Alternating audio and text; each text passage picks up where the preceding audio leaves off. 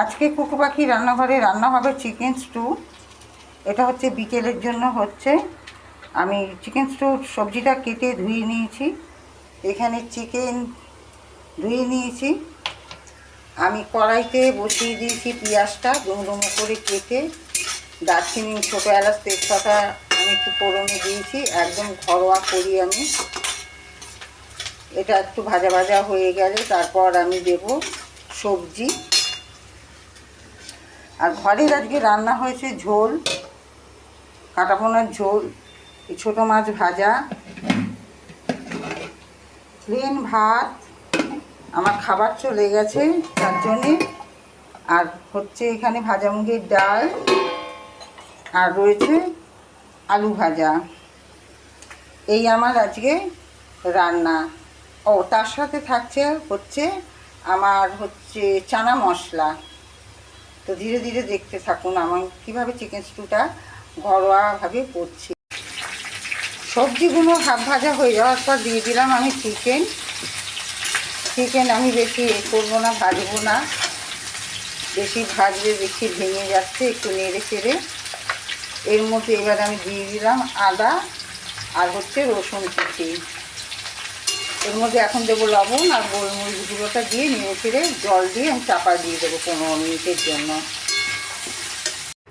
Chicken stew আমার হয়ে গেছে। আমি সম্পূর্ণ বাটারে আমি বসাইনি, যেহেতু ঘরোয়াভাবে করা, সাদা তেলে করেছি। এই নামাবার আগে 1 চামচ আমি বাটার এর মধ্যে দিয়ে দিলাম। আর দেবো আরেকটু গোলমরিচ গুঁড়ো, সামান্য দিয়েছি একটু চিনি, আর হচ্ছে এবার ভালো করে ফুটে গেলে আমি নামিয়ে নেব।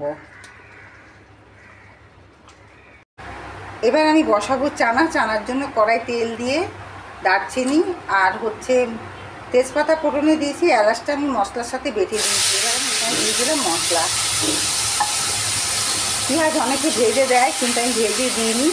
আমি আধ বাটা করে দিয়েছি পেঁয়াজ, আদা, রসুন। এখানে আমি আধ বাটা করে দিয়েছি। এটা একদম কষে গেলে, তেল ছেড়ে গেলে তারপরে আমি দেবো সেদ্ধ করে রাখা চানা। মশলা আমার কষানো হয়ে গেছে, দেখতেই পাচ্ছেন একদম কালার বেরিয়ে গেছে। লবণটা আমি আমার আন্দাজ মতো দিয়ে দিয়েছি।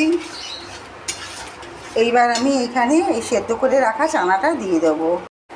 চানা আমার রেডি, নামিয়ে নিয়েছি চানা। এই গরমের জন্য বেশি বেশি খাবার আমি করছি না, অল্প অল্প করে নিচ্ছি। এটা অ্যাকচুয়ালি হলো আমার দোকানে।